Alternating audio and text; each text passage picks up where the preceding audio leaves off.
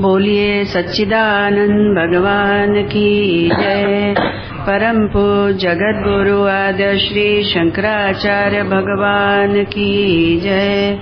ब्रह्म विद्यापीठ कैलाश आश्रम के पंचम पीठाधीश महामंडलेश्वर परम पूज्य श्री प्रेमपुरी जी महाराज की जय। ओम शन्नो मित्रः शन्वरुणः शन्नो भवत्वर्यमा शन्न इन्द्रो बृहस्पतिः शन्नो विष्णुरुक्रमः नमो ब्रह्मणे नमस्ते वायु त्वमेव प्रत्यक्षं ब्रह्मासि त्वमेव प्रत्यक्षं ब्रह्म वदिष्यामि ऋतं वदिष्यामि सत्यं वदिष्यामि तन्माम् अवतु तद्वक्तारमवतु अवतु माम् अवतु वक्तारम् ॐ शान्ति शान्ति शान्तिः। ॐ भद्रं कर्णेभिः शृणुयाम देवाः भद्रं पश्येम क्षवीर्यजत्राः स्थिरैरङ्गैः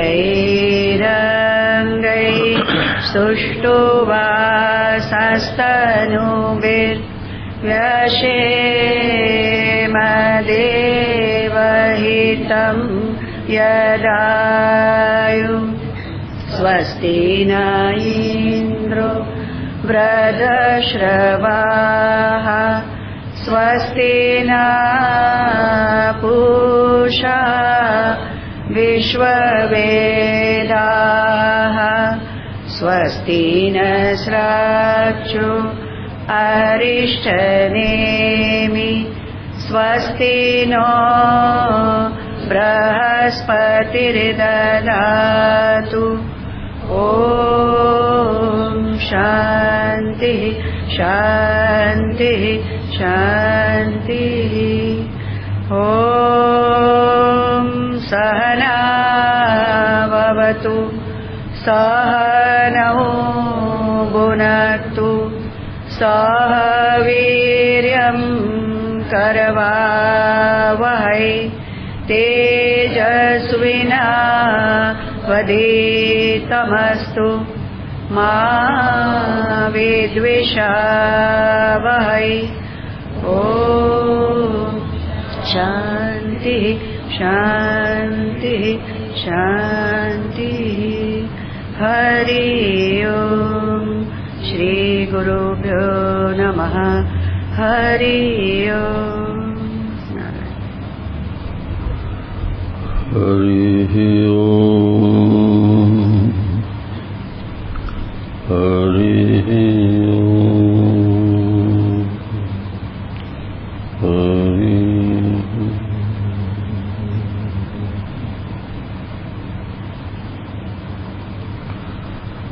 यदीयं कारुण्यं पतति गतपुण्येऽपि मनुजे तथा वाणी बिन्दु पिबति भवसिन्धुं घटजनि स्मरामि प्रातस्तं समविषमभेदैकदलनम् अखण्डानन्दं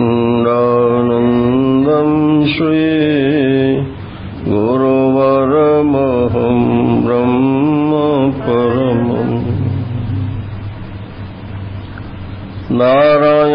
नमस्कृत्य नरं चैव नरोत्तमं देवीं सरस्वतीं व्यासं ततो जयमुदीरये शङ्करं शङ्कराचार्यं केशवं बादरायणं सूत्रभाष्यकृतौ वन्दे भगवन्तौ पुनः पुनः ईश्वरो गुरुरात्मेति मूर्तिभेदविभागिने व्योमवद्व्याप्तदेहाय दक्षिणामूर्तये नमः कृष्णाय वासुदेवाय हरये परमात्मने प्रणतक्लेशनाशाय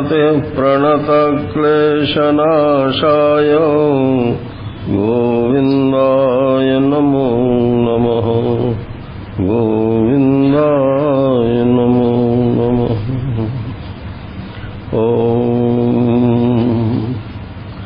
नारायण नारायण नारायण नारायण।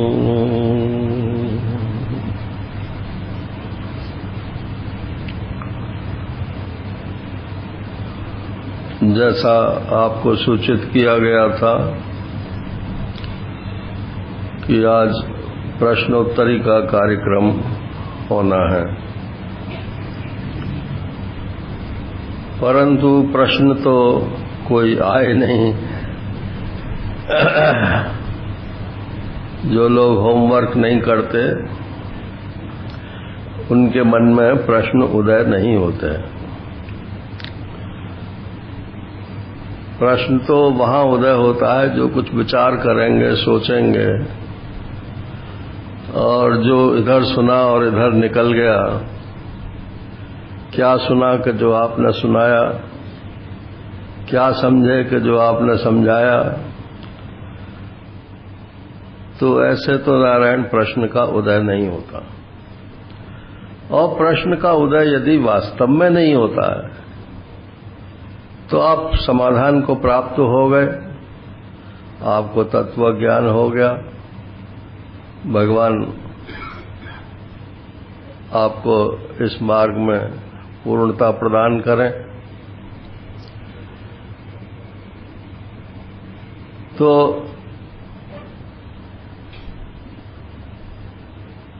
इसमें एक मुझे जोक याद आ रहा है, वो महाराज श्री को बहुत पसंद था और वो बार बार सुनते थे उसे। जब वो हमारे उधर आए थे नगर में, तो एक महात्मा थे, तो उन्होंने उनसे कहा कि आप बोलो। अब वो बेचारे सकपका गए, क्या बोले उनके सामने। तो उन्होंने एक ये जोक सुनाया, तो वो जोक उनको इतना पसंद आया कि वो बार बार जब सामने वो महात्मा आते थे तो कहते भाई वही जोक सुनाओ। वो समीचीन भी है आज के संबंध में। उन्होंने कहा कि एक कोई मुसलमानों का जलसा हो रहा था, तो कोई नामी गिरामी मौलवी साहब को बुलाया गया। अब उनकी फीस बड़ी तगड़ी थी, समझ लो उस जमाने में एक प्रवचन का वो 100 रुपया लेते थे। तो आ गए वो, और उनसे कहा कि आप कुछ फरमाइएगा। तो वो खड़े हुए, तो बोले हाजरीन जलसा, जनाब सदर हाजरीन जलसा आधा वर्ष। अब सब बोले कुछ समझे? तो बोले कि समझ, हाँ जी समझे। तो बोले ठीक है, जब समझ ही गए तो अब क्या समझाना है, आधा वर्ष। और वो चले गए। अब जो संयोजक महोदय थे उन्होंने कहा ये तो 100 रुपये मुफ्त के ले गया। तो बोले इसको कल और बुलवाओ। कल रोक लिया, बोले कुछ तो बोलो। तो फिर उन्होंने ऐसे ही कहा कि जनाब सदर और हाजरीन जलसा, आपकी खिदमत में कुछ पेश करना चाहता हूं। लोगों ने कहा इरशाद इरशाद। तो उन्होंने कहा कि कुछ समझे? तो लोगों ने पहले सिखा दिया था, उन्होंने कहा नहीं समझे। तो बोले जब नहीं समझे तो ना समझों को क्या समझाऊं, आधा वर्ष है आधा वर्ष।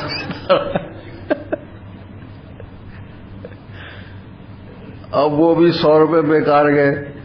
तीसरे दिन फिर बोला उनको, तो लोगों को समझा दिया कि ऐसे करना भाई, आधे लोग कहना समझे, आधे लोग कहना नहीं समझे। तो फिर उसने वही बातें दोहराई। बोले कुछ समझे? तो एक तरफ से आवाज आई समझे, एक तरफ से आवाज आई नहीं समझे। बोले जो समझ गए हैं वो ना समझों को समझा दे, मैं क्या बोलूं, आधा वर्ष। तो नारायण ये 15 दिन तक हमने जो बोला है तो ये नहीं समझे तो अब क्या समझावें आखिरी दिन, और समझ गए तो बहुत अच्छी बात है, समझ ही गए। और थोड़े समझे हैं, थोड़े नहीं समझे हैं, तो जो समझ गए हैं वो बाकियों को समझा दें, अपना कोई इसमें क्षेत्र नहीं है।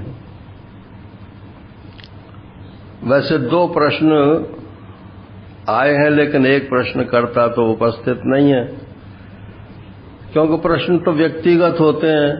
वैसे वो प्रश्न उनका व्यक्तिगत नहीं है, जनरल। तो प्रश्न मैं बिना नाम के ही दोहरा देता हूं। उन्होंने कहा बात बहुत ऊंची हुई है 15 दिन में और हमको ऐसा लगता है कि हम इसके योग्य नहीं हैं, इतनी ऊंची बात हम हजम नहीं कर पा सकते। चाहते जरूर हैं कि हम इस चीज को पकड़ें, तो आप हमको ये बताइए कि हम क्या करें। तो बचपन में अपन लोग खेलते थे, बच्चे जब थे तो दीवार पे एक निशान लगा देते थे, तो जो छोटे बच्चे होते थे वो उछल के उस निशान को छूते थे। जब छू लेते थे तो फिर और ऊंचा निशान लगा देते थे, तो फिर और ऊंचा उछलते थे। तो उससे क्या होता था कि बच्चों को ऊंचा उछलने की आदत होती थी, शरीर की लंबाई भी बढ़ती थी, एक्सरसाइज होती थी, उत्साह बढ़ता था। ऐसे ही यदि हमेशा आप नीची नीची ही बात सुनो और कभी ऊंची बात सुनो ही नहीं, तो आपको आगे बढ़ने के लिए कोई प्रेरणा, कोई उत्साह प्राप्त नहीं होगा। तो समझ लो थोड़ा डाइवर्जन के लिए ही ऊंची बात सुन लेने में कोई हर्ज नहीं है और बाकी तो जो जिसकी स्थिति है उस स्थिति को अपने गुरुजी से ही पक्का करना चाहिए। अपना तो एक सिद्धांत है महाराज श्री से जो सुना हुआ है कि जो करने की बात है वो है जो गुरुजी बताते हैं, और जो समझने की बात है वो जो गुरुजी बताते हैं वो भी है, और जो शास्त्र बताते हैं, जो आपका कॉमन सेंस बताता है, जो कोई भी महात्मा आपको बताता है, शास्त्र के विपरीत नहीं, शास्त्र के अनुसार। शैली सबकी भिन्न भिन्न होती है, लेकिन बात तो असल में एक ही होती है।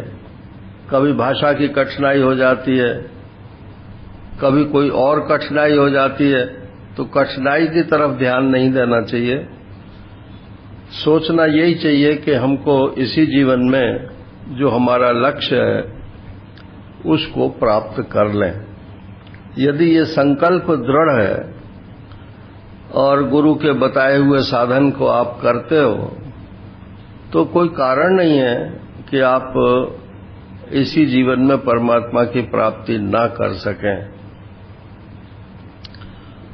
आखिर जिनको होता है वो भी तो आदमी होते हैं। तो बोले नहीं, वो तो जन्म जन्मांतरों में होगा। तो जन्म जन्मांतर किसने देखे हैं नारायण? हो सकता है आपका ये अंतिम जन्म ही हो, आप यही क्यों नहीं मानते हो कि यही हमारा अंतिम जन्म है, इसलिए इसमें आपको ये ज्ञान हो सकता है। असंभावना जो है वो मन में नहीं पालनी चाहिए कि हमसे ये नहीं हो सकता है। तो महाराज श्री को पत्र में लिखा था ना, उन्होंने कहा तुम ब्राह्मण हुए, साधन में तुम्हारी लगन हुई, फिर गुरु प्राप्त हुए, और अब तुम कहते हो कि मेरे से ये नहीं होता है, तो तुम नहीं करोगे तो क्या भैंस करेगी इसको? तो ये सब मनुष्य के ही लिए है। ऊंची साधना है तो भी, नीची साधना है तो भी, और साधना ऊंची नीची नहीं होती है, वो तो अधिकारी के अनुसार साधना होती है। तो ब्रह्म भूयाय कल्पते गीता में तो बार बार आता है कि अगर आपको ब्रह्म ज्ञान नहीं हो रहा है तो ब्रह्म ज्ञान का सामर्थ्य प्राप्त करने की कोशिश करो, और उसके लिए भगवान की भक्ति अचूक साधन है। निष्काम कर्मयोग सुनने में तो बहुत अच्छा है नारायण, लेकिन इसमें चूंकि कर्ता की प्रधानता रहती है, इसलिए इसमें अभिमान की गुंजाइश ज्यादा रहती है। और तत्व ज्ञान में अभिमान कैसा भी हो, चाहे कर्म का हो, उपासना का हो, अथवा ज्ञान का भी क्यों ना हो, वो सभी अभिमान बाधक हैं। क्योंकि मूल समस्या तो अभिमानी की परिच्छिन्नता के नाश की है, और परिच्छिन्नता को लेकर के ही अभिमान पलता है। चाहे वो शरीर की परिच्छिन्नता हो, चाहे अपनी विद्या की परिच्छिन्नता हो, कोई न कोई परिच्छिन्न वस्तु को लेकर के ही अभिमान जनता है। ब्रह्म का अभिमान नहीं होता है, ब्रह्मपने का, लेकिन मैं ब्रह्म ज्ञानी हूं और तुम सब अज्ञानी हो, इसलिए आओ हम तुम सबको ज्ञान करावें। यदि ये अभिमान कोई करता है तो वो ब्रह्मज्ञानी नहीं है ना। ब्रह्मज्ञानी तो ब्रह्मज्ञानी होते ही उसे सब ब्रह्म ही मालूम पड़ता है, कोई अज्ञानी मालूम ही नहीं पड़ता। यहाँ बम्बई की महाराज श्री सुनाते थे, वो सज्जन उनके वंशज यहाँ हैं तो उन्होंने कहा महाराज जी आप हमको सर्टिफिकेट दे दीजिए। बोले काय बात का?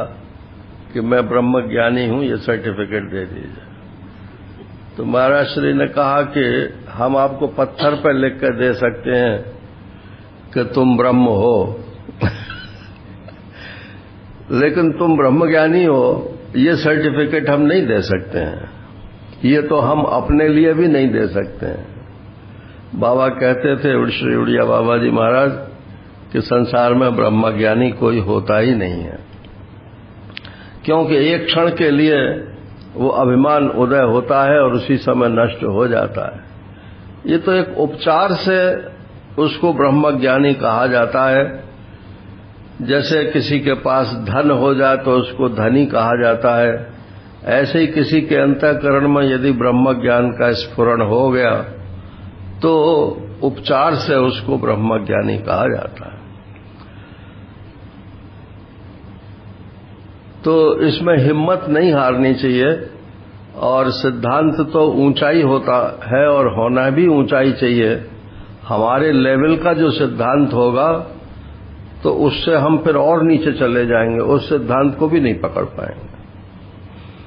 हमारे लेवल का साधन होना चाहिए, सिद्धांत को हमें अपने लेवल पर नहीं उतारना चाहिए, अपने को ही उस सिद्धांत तक ऊंचा करना चाहिए। दूसरा प्रश्न एक और है, ये अभी अभी मिला है, what are the symptoms of inner feelings when one is nearing to recognise the truth. अब ये नियरिंग रिकॉग्नाइज द ट्रुथ जो है, इसका मतलब यह है कि सत्य की तरफ हम धीरे धीरे धीरे धीरे करके बढ़ते हैं, यही तो अर्थ हुआ ना इसका। ये तो नारायण एक फ्लैश है, ये धीरे धीरे करके हम ब्रह्म नहीं होते हैं, कि थोड़े से ब्रह्म हो गए, अब थोड़े से और ब्रह्म हो गए, थोड़े से और ब्रह्म हो गए। ये तो एक फ्लैश होता है। तो फ्लैश में आपको ये पता चल जाता है कि मैं ये हूं। बस वो उसी क्षण जो है अभिमान उसका नष्ट हो जाता है, अविद्या की निवृत्ति हो जाती है। इसलिए हो सकता है लिखने में गलती हो गई हो, इसका आशय जो है वो समझना ठीक है कि जब हम परमात्मा की तरफ बढ़ते हैं, नियरिंग द ट्रूथ की जगह, माने जब हम साधन में बढ़ते हैं तो उस साधन के क्या लक्षण हम में प्रकट होते हैं, तो वो तो आप गीता जी में पढ़ लो, स्थित प्रज्ञ के लक्षण पढ़ लो, भक्त के लक्षण पढ़ लो, गुणातीत के लक्षण पढ़ लो। उनमें से सबके सब अपने में फिट मत करना, क्योंकि सबके सब लक्षण किसी में भी फिट नहीं हो सकते। No body is perfect. Human being जो है वो कोई भी परफेक्ट नहीं हो सकता। जिसका भी शरीर है, अंतःकरण है, वो उसमें सारे के सारे लक्षण प्रकट हो जाए, ऐसा नहीं हो सकता। हम श्रद्धा से मान सकते हैं कि ये सारे लक्षण अमुक में हैं। तो अब समझ लो कि 100 में से अगर किसी में, जैसे कंपनियों में होता है कि 51%, 52% जिसके शेयर हो जाते हैं उसका आधिपत्य हो जाता है उस कंपनी में, तो जिसमें 60, 70, 80% लक्षण प्रकट हो गए वो पूर्ण ही है। और इन लक्षणों से पूर्णता का कोई मतलब नहीं है। लक्षण जो होते हैं ये साधन के जो प्रकट होते हैं, ये जीवन जीने की कला को विकसित करते हैं। उस जीवन को देख करके लोगों को प्रेरणा हो सकती है, होती है कि हम भी ऐसा ही जीवन व्यतीत करें। इसी के लिए महापुरुषों में लक्षण होते हैं। और अविद्या निवृत्ति का क्या लक्षण है, ये प्रश्न ठीक नहीं है। तो वो तो किसी ने पहले अचार डालते थे ना, ये अचार ही बोलते हैं यहां भी शायद। तो अचार डाल के उसको जमीन में गाड़ दिया और वो भूल गई डालने वाली जो है। अब वो 4-5 साल हो गए उसे, अब वो गढ़ा पड़ा रहा। अब वो थोड़े दिनों में जहर बन गया ना। और उसके बाद कभी खुदाई उदाई हुई तो वो अचार की बरनी निकल आई उसमें से, और ये क्या निकला, कैसी तो अचार निकला। अब महिलाएं जो है वो, हम तो टीवी पर कभी कभी देखा है, वो खड़े खड़े ही अचार चाटने लगती हैं उसमें। तो वो अपना जो है लोभ संवरण नहीं कर पाई और उसने कहा लग तो अचार ही रहा है, सो उसने जो है चाट लिया। अब चाटते ही उसकी जहर हो गया था, वो जीव जो थी वो पलट गई। अब वो बोले तो किसी की समझ में ना आवे, तो उसकी बेटी ने कहा अरे माँ क्या हो गया ये, बोले खा के देख। बेटी ने खाया तो उसकी भी जीभ पलट गई, ना रहा है। अब वो डॉक्टर के पास रिपोर्ट गई, डॉक्टर ने कहा ये तो पुलिस केस बनेगा। पुलिस के पास रिपोर्ट गई तो पुलिस वाले तो फ्री का माल खाते ही हैं, कोई हो तो भाई क्षमा करना। तो उनके यहाँ लाओ इधर, क्या है इसमें? तो डॉक्टर साहब खा के देख लो। अब उसने खाया तो उसकी भी जीभ पलट गई। अब वो वहां जो नाटक हुआ जा रहा है, अंत में जाकर के जब थोड़ा टाइम हो गया, डॉक्टर्स फिर बुलाए गए, फिर बोले लगता है कुछ फूड पॉइजनिंग टाइप की कोई चीज। तो अभिप्राय ये है कि ये तो अविद्या निवृत्ति जो है भाई जिसकी होती है, बस वो एक फ्लैश होता है और अविद्या निवृत्त हो जाती है। और ये जीवन में जो लक्षण आते हैं ये साधन के करने से आते हैं। इसमें अंतःकरण का निर्माण होता है, अपनी क्रियाओं का संयमन होता है। तो जो स्थित प्रज्ञ है वो संयम प्रधान है, और जो भक्त है वो अंतःकरण प्रधान है, और जो गुणातीत है वो तत्व प्रधान है। तो आप जैसे अधिकारी हों नारायण, उसी के हिसाब से आप में वो लक्षण प्रकट होंगे। तो वो जीवन जीने के लिए है, जीवन मुक्ति के लिए है, और ये जो अज्ञान की निवृत्ति है ये मोक्ष की साधिका है। दूसरा इसी में प्रश्न है, what are the ways to store और hold the inner strength when one is gaining during the sadhana. तो साधना में तो नारायण इनर स्ट्रेंथ बढ़ती है, उसमें इनर स्ट्रेंथ जो है वो खत्म नहीं होती है। अगर किसी को लगता हो कि हमारी स्ट्रेंथ खत्म हो रही है, माने साहस खत्म हो रहा है कि शरीर की शक्ति, तो निश्चित रूप से उसका साधन गलत है। उसे फिर अपने साधन को रिव्यू करना चाहिए, करवाना चाहिए किसी गुरु से, या गुरुजी मौजूद हों तो उन्हीं से, क्योंकि साधन का ये बिल्कुल अर्थ नहीं है कि आपकी शरीर की शक्ति और दिमाग की शक्ति और ये सब समाप्त हो जाए। आपके जीवन में उत्साह आना चाहिए। हम परमात्मा की तरफ चल रहे हैं, संसार हमारा छूट रहा है। अगर संसार छूटने का हमको डर लगता है या दुख होता है तो हमको और कोई नीचा साधन पकड़ना चाहिए। अभी ठीक साधन पकड़ में नहीं आया। वो तो अगर आप ऊंचा साधन पकड़ोगे तो छूटेगा, बिना छूटे रहेगा नहीं। तो छूटता है तो छूटने दो। जिनकी ऐसी स्थिति होती है वही असल में अधिकारी होते हैं, और जो पकड़ कर रखते हैं कि छूटेगा कैसे, छूटेगा तो तब जब हम छोड़ेंगे नारायण, तो वो छूटता भी नहीं है और वो प्राय वहीं की वहीं रहते हैं। कि धर्म, उपासना और योग तीनों में अहंकार निवृत्त नहीं होता है और इसलिए तत्व ज्ञान नहीं होता, उसके लिए वेदांत प्रमाण की आवश्यकता होती है। लेकिन जीवन में फिर वेदांत की कैसे संगति लगाई जाए, यह एक कठिनाई साधकों के सामने आती है। तो उसका क्या निराकरण है, और दोनों का सामंजस्य, साधन पक्ष और सिद्धांत पक्ष का सामंजस्य कैसे लगाया जाए? अभी तो आपकी कृपा है कि आप प्रश्न पूछ रही हैं लेकिन जैसी मेरी बुद्धि है उसके हिसाब से मैं उत्तर देता हूं। ये जो धर्म, उपासना और योग में अहंकार रहता है, तो अहंकार का मतलब घमंड नहीं होता है। घमंड तो दुर्गुण होता है। प्राइड जिसको बोलते हैं, घमंड, उसको दर्शन शास्त्र में अहंकार नहीं बोलते।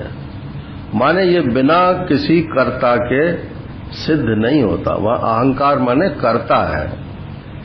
धर्म करने के लिए भी कर्ता चाहिए, उपासना करने के लिए भी कर्ता चाहिए और योग के लिए भी कर्ता चाहिए। तो बिना कर्ता का तो कोई साधन होता ही नहीं है। इसलिए कर्तापन होना ये कोई दोष नहीं है। साधन होगा तो कर्तापन तो होगा ही होगा। लेकिन वो कर्तापन कहां तक ले जाता है, जैसे योग है, मान लीजिए धर्म दो प्रकार का होता है। पहले धर्म की बात कर ले। धर्म दो प्रकार का होता है, एक तो लौकिक धर्म है और एक पारलौकिक धर्म है। आध्यात्मिक धर्म तो साधन रूप है ही, जो वेदांत की साधना है। धर्म जो पारलौकिक है वो तो सकाम हो गया, और जो लौकिक है वो भी सकाम हो गया। तो ये जो सकाम कर्म है, इसकी निंदा तो श्री कृष्ण भगवान ने गीता में की ही की है। और उस दिन मैंने कहा था कि वेदों में प्राय सकाम कर्म का ही वर्णन है, जो वेद का कर्म कांड है। निष्काम कर्म का तो ये डिस्कवरी भगवान श्री कृष्ण ने ही की है, और इसको महाराजा श्री कहते थे कि ये भागवत धर्म के अंतर्गत है।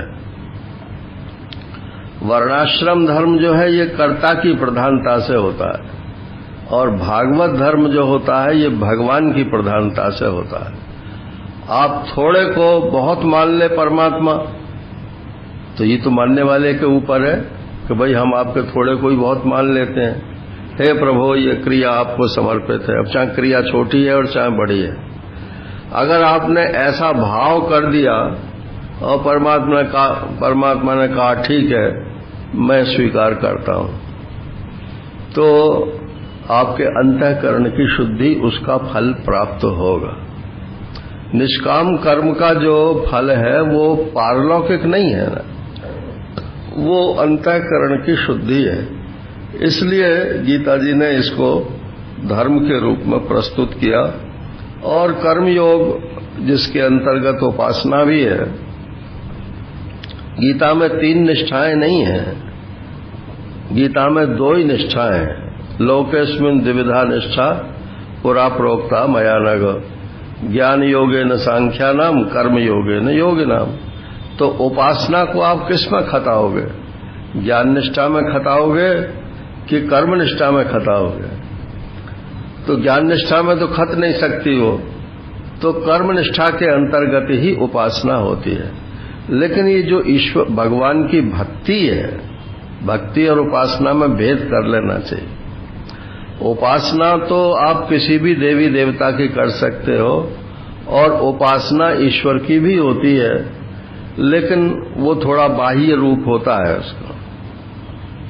और ये भगवान की भक्ति जो है ये आंतर धर्म है। इस आंतर धर्म में आप रहते हो और आपका भगवान रहता है नारायण, तो भगवान की शक्ति उसमें काम करती है और उससे फटाफट अंतःकरण की शुद्धि हो जाती है।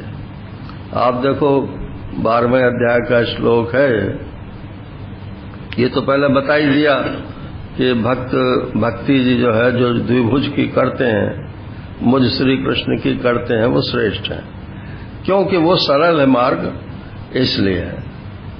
लेकिन उसी प्रसंग में ये बात बताई कि भक्ति कैसी होनी चाहिए। उससे मोक्ष तो मिल सकती है, लेकिन कैसे मिलेगी? बोले ये तो सर्वाणि कर्माणि मयि सन्न्यस्य मत्परा अनन्य नैव योगेनो माम ध्यायन्तो उपासते तेषामहम समुद्धरता मृत्यु संसार सागरा।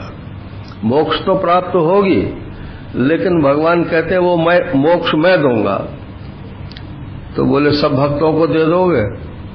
बोले दूंगा तो सही, लेकिन जब वो भक्त इस स्थिति में पहुंच जाएंगे तब मैं दूंगा। किस स्थिति में? तेषामहम समुद्धरता मृत्यु संसार सागरात भवामि न चिरात पार्थ मय्यावेशित चेतसाम। अब जिनका चित्त मेरे में आवेशित है, आवेशित माने एक तो प्रविष्ट है, उसमें से बाहर निकलता ही नहीं है, और दूसरे आवेशित का मतलब चार्ज्ड, जैसे चार्ज करते हैं ना बैटरी को, तो जैसे वो उसमें एनर्जी भर जाती है, ऐसे ही प्रेम से जिनका चित्त जो है वो आविष्ट रहता है, अब वो कुछ कर नहीं सकते हैं। ये जो कर ना सक पाना ये अलग चीज है, और कर्तापन छोड़ना ये अलग चीज है। कर्तापन तो है लेकिन कर नहीं पाते। तो भगवान कहते हैं अब ठीक है, तुम चिंता छोड़ो, अब मैं उसको देख लेता हूं। तो रामकृष्ण परमहंस देव ऐसा बोलते थे कि जब बहू को बच्चा होने वाला होता है तो 7 महीने तक तो सास जो है उससे खूब काम करवाती है, और फिर कहती है कि बहू अब तू बैठ, अब तू काम मत कर, मैं ही कर लेती हूं, कोई बात नहीं है। तो ये 7 महीने से पहले नहीं कहती है कि तू काम छोड़ कर बैठ जा। आजकल तो बेड रेस्ट शुरू से ही ले लेते हैं, वो अलग बात है। तो बोले ये एक भक्ति में ये एक स्टेज आ जाती है कि वो काम कर नहीं सकता। ये तो सर्वाणि कर्माणि मयि सन्न्यस्य, सब कर्मों का तो मेरे में संन्यास कर दिया। और बुद्धि जो है मतपरा हो गई, मेरे परायण हो गई, मुझसे श्रेष्ठ किसी को मानती नहीं है। और जीवन में अनन्यता भी आ गई। अनन्यता मत लाना नारायण, अनन्यता ही आनी चाहिए। नहीं है परमात्मा के सिवाय मेरा कोई दूसरा, बस किसी का सहारा न हो, सिर्फ परमात्मा का सहारा हो। संबंध है तो परमात्मा के साथ, नारायण जीना मरना खाना पीना सब उसी के साथ है। तो ये अनन्यता जो है ये आ जाए। अनन्य नैव योगेन माम ध्यायन्तो उपासते, बोले वो उपासक हैं परंतु उनकी उपासना बदल गई है। कर्म तो छूट गए, मई संन्यास्य, बुद्धि का कर्म भी छूट गया, एक निश्चय हो गया मतपरा। अन्य की आशा भी छूट गई, अनन्य नैव। अब बोले क्या हुआ कि ध्यायन्त उपासते। ये ध्यायन्त जो है ये प्रेजेंट पार्टिसिपल है, ध्यान करते हुए मेरी उपासना करते, माने उनका ध्यान होता रहता है, हर समय ध्यान में ही वो उनकी चित्तवृत्ति लटकी रहती है। अब वो कैसे पुरुषार्थ करें मोक्ष के लिए, तो भगवान कहते हैं अब उनके लिए मैं कृपा कर देता हूं। क्या आपका कुछ स्वार्थ है क्या? बोले नहीं, तेषा मेवार्थ कम क्या है, अनुकंपार्थम अहम अज्ञानजम तमः नाशयामि आत्मभावस्थो ज्ञान दीपेन भास्वता। मैं ही दीपक में तेल भर दूंगा, मैं ही बत्ती लगा दूंगा, मैं ही माचिस जला दूंगा। प्रकाशित तो होना है, तुम करो या मैं करूं, तुम कर नहीं सकते हो इसलिए मैं कर देता हूं। और जब तक मनुष्य में करने की शक्ति है तब तक परमात्मा नहीं करता है, क्योंकि यहां भी तो कर्ता के रूप में उसने अपना एजेंट छोड़ रखा है ना, तो उससे आप करने का अधिकार छीन लो। अब वेदांत हमारे जीवन में ये माने भक्ति की बात हुई, अंतःकरण की शुद्धि का जो सर्वोत्तम साधन है वो भगवान की भक्ति है।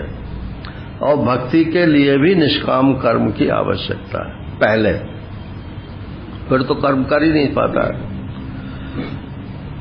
और इसके बाद तुरंत नैष्कर्म की प्राप्ति संभव है, क्योंकि कर्म उसके छूट ही चुके हैं, वासना उसकी रही नहीं है और भगवान ने कह दिया तत्वमसि। अब गुरुजी भी तो यही बोलते हैं तत्वमसि। अगर पूरी तरह से तैयारी है तो तत्वमसि कहते ही आपको अपने स्वरूप का बोध हो जाता है। तो भगवान चाहे और किसी को तत्व ज्ञान ना हो, ये तो संभव ही नहीं है। गोपियों को भगवान ने जो संदेशा भेजा था उसमें 7-8 श्लोक लिख के भेजे हैं, और जब भगवान स्वयं गोपियों से मिले तो 2 ही श्लोक बोले। वैसे उन 7-8 में वो 2 श्लोक भी हैं, माने अर्थता, लेकिन 2 ही श्लोकों में काम हो गया, क्योंकि जो गुरु का संकल्प है उससे ही ज्ञान होता है। तैयारी आपकी पहले से चाहिए। अब ये कि वेदांत में अहंकार तो रहता नहीं है, तो अहंकार माने घमंड नहीं रहता है, लेकिन ये जो श्रवण मनन निधिध्यासन का अहंकार है ये तो रहेगा ही रहेगा। मुझे श्रवण करना है, मनन करना है, निधिध्यासन करना है। यहां तक कि निधिध्यासन कहो, समाधि का अभ्यास कहो, ये भी सब की मतलब वो करता ही तो करेगा, कोई दूसरा थोड़ी कर जाएगा। तो करता तो है, लेकिन वो कर्तापन नष्ट करने के लिए होता है, और एक कर्तापन को पुष्ट करने के लिए होता है। तो धर्म हम करते हैं उससे कर्तापन पुष्ट होता है, उपासना करते हैं उससे कर्तापन पुष्ट होता है, योग करते हैं उससे भी कर्तापन पुष्ट होता है।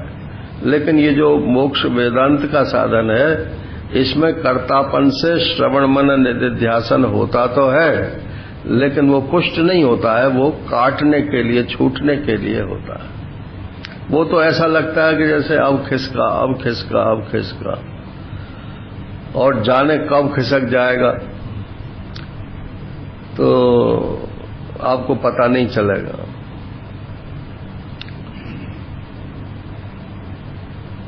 बस यहां तो अरे होती है।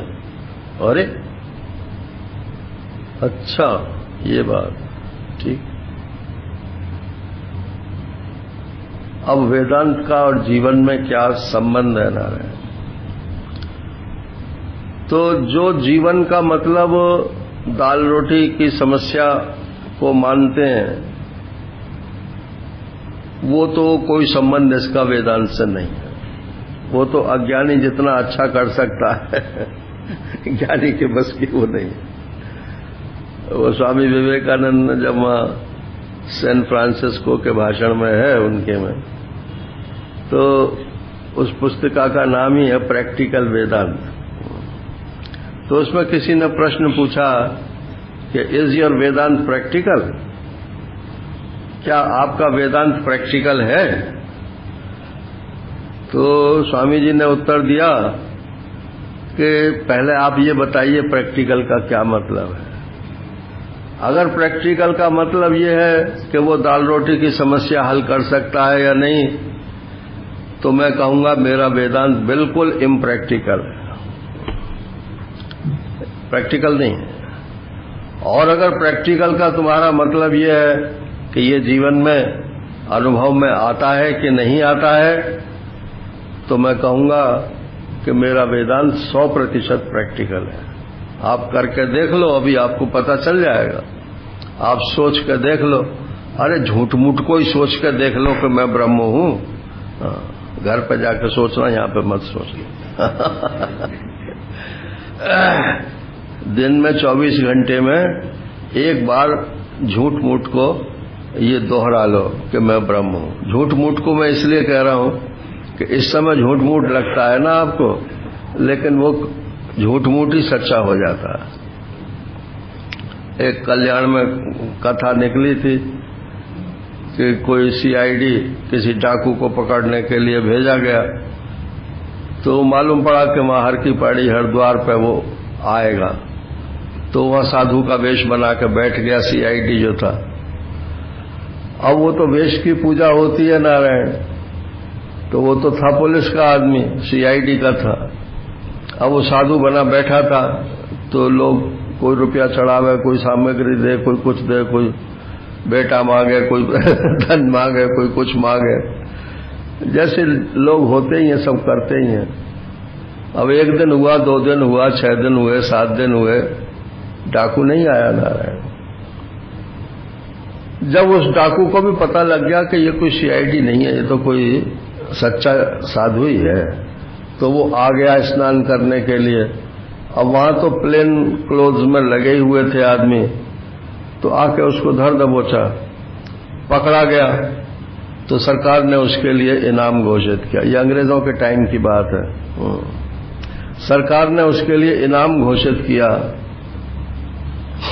तो उसने तुरंत अपना त्याग पत्र सरकार को भेज दिया।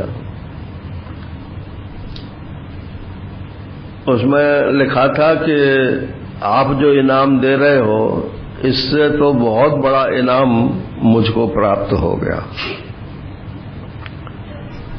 अब मैंने ये समझ लिया कि जब झूठ मूठ का साधु बनने में तो अगर मैं सचमुच का साधु बन जाऊं तो क्या होगा। उसने त्याग पत्र दे दिया और वो महात्मा हो गया ना।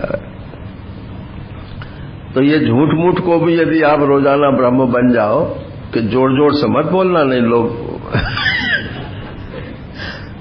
अपने कमरे में 1 मिनट 2 मिनट ऐसा बोल लो, और दिन में जब याद आ जाए तब बोल लो। झूठी मूठ तो है, बोल लो, लेकिन आप देखना 3-4 महीने में इसका प्रभाव, आपकी सारी साइकोलॉजी बदल जाएगी।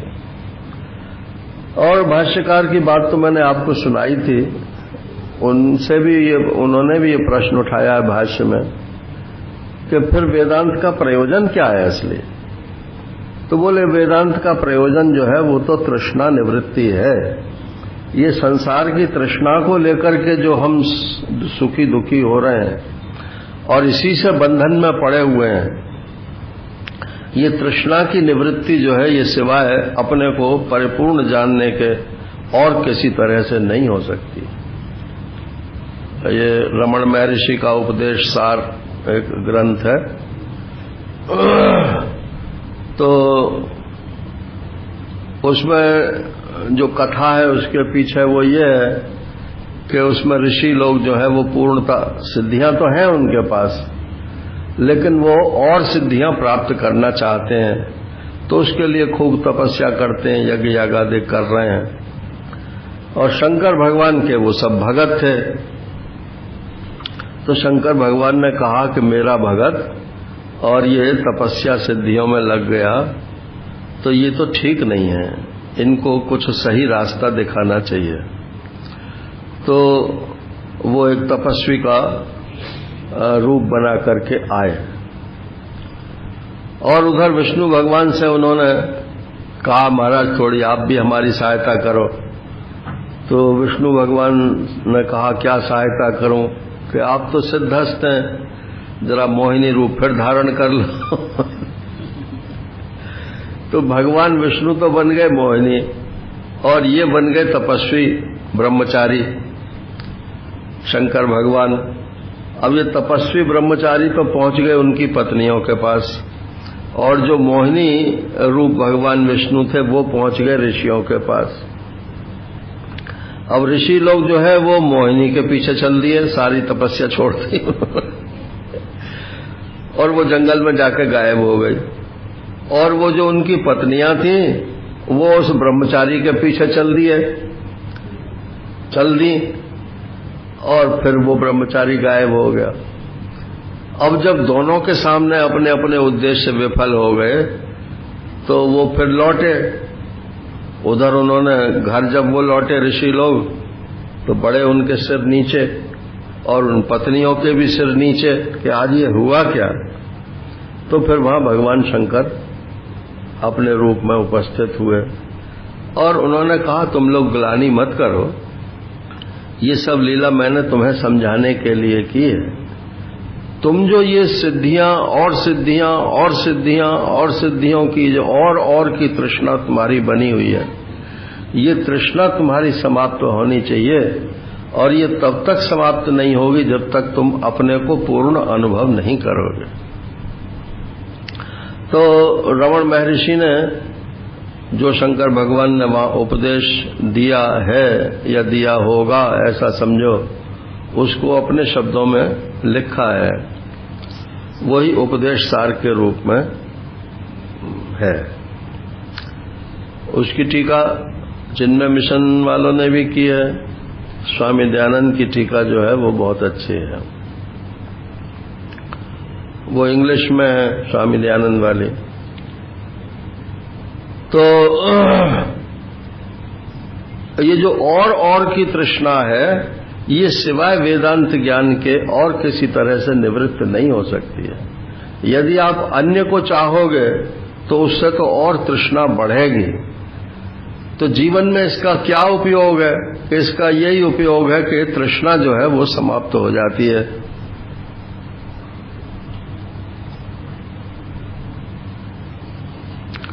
आत्मत्वावगमे तुरीयस्य अनात्म तृष्णा व्यावृत्ति हेतुत्वात् शुक्तिकावगम एवं रजत तृष्णायो। किसी को सीपी में चांदी दिख रही थी, स्वामी महेशानंद जी महाराज कहते हैं, गिरी जी वो कहते हैं कि ये किसने बता दिया कि ये चांदी नहीं है। अब सीपी के पास पहुंच करके मालूम पड़ा कि ये तो चांदी नहीं है, सीपी है, तो उसने तो सिर पटक लिया। बोले अच्छी भली चांदी दिख रही थी और मनोराज्य चल रहा था कि इतनी चांदी मैं इकट्ठी कर लूंगा तो इतना फायदा हो जाएगा मुझे। अब पास जाके मालूम पड़ा कि ये तो सीपी है, तो इसने तो मेरा बंटा ढार कर दिया। इसलिए जो लोग अनधिकारी हैं वो तो नारायण वेदांत को पीछे कोसते हैं कि इस तो हमारी दुनिया ही इसने नष्ट कर दी। लेकिन वो दुनिया नष्ट नहीं हुई नारायण, वो तो सत्य का साक्षात्कार कराया। संसार जो है वो ढका हुआ है और इसको हमने अपनी ही इच्छाओं से ढक रखा है। तो ये तृष्णा का जो नाश है यही वेदांत का मुख्य प्रयोजन है। विहाय कामान्य सर्वान, सर्वान पद है वहां। विहाय कामान्य सर्वान पुमांस शरति निस्पृहा निर्ममो निरहंकारः स शांतिमधिगच्छति। ऐसा ब्राह्मी स्थिति ही पार्थ, इसी को ब्राह्मी स्थिति बोलते हैं। तो ठीक है, जिनको ये चाहिए उनके लिए तो दूसरी कोई गति नहीं है, और जिनको ये नहीं चाहिए उनको भगवान की भक्ति करनी चाहिए और अपने कर्तव्यों को भगवान के प्रति समर्पित करके, और माने कर्ता भाव को शिथिल करके, और कर्म फल की आशा छोड़ करके, और जो कर्म फल प्राप्त हो उसमें संतुष्ट रह करके, सम रह करके अपनी साधना करनी चाहिए। इस तरह से ये वेदांत इसी जीवन में सफल हो जाता है। जो मेरी समझ में आया वो मैंने बोल दिया। अब प्रश्न के उत्तर तो दसियों तरीके से हो सकते हैं। अब एक आपको आज तो मैं भजन सुनाई जाता हूं, क्योंकि इसका लोभ में संवरण कर नहीं पा रहा।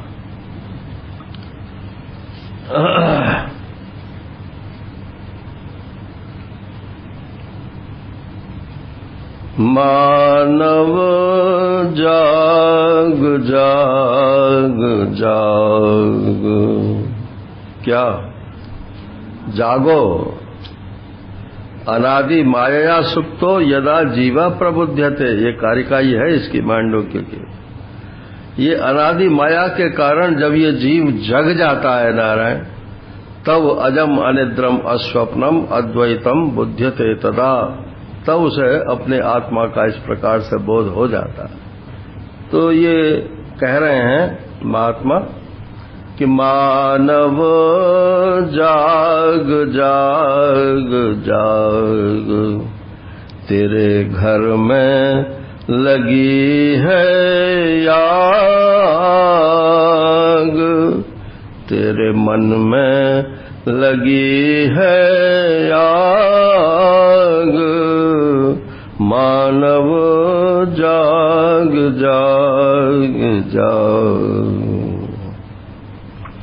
वेद जगावे संत जगावे, तू नहीं जागे अभाग। नाते जगत के सब स्वार्थ के, तिन सो कियो अनुराग, मानव जाग जाग जाग। जीवन जात कुसंग में तेरो, हंस से हो गयो काग, कौआ हो गया। काम क्रोध मद लोभ के तूने, मन में लगा लिए बाग। सुंदर पचरंग चादर तेरी, तूने लगा लिए दाग, मानव जाग जाग जाग। हीरा सो जन्म अकारथ खोयो, कीनो विषय संग राग। बिगड़ी साख बनेगी तेरी, तू संतन संग लाग, मानव जाग जाग जाग। मन में ज्ञान की ज्योति जगा ले, कर जग से वैराग। बल्लभ मुक्ति मिलेगी क्षण में, धन्य धन्य तेरे भाग, मानव जाग जाग जाग। मिस्टिसिज्म में इसको जागरण बोलते हैं ना। जो जग जाता है जानिए तबहें, जीव जग जागा, जब सब विषय विलास विरागा। हरि ओम। आज ये सत्र सत्संग का पूरा होता है।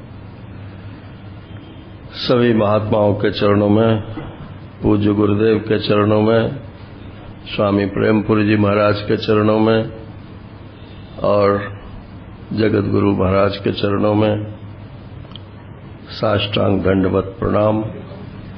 हरि ओम तत्सत। हरि ओम तत्सत।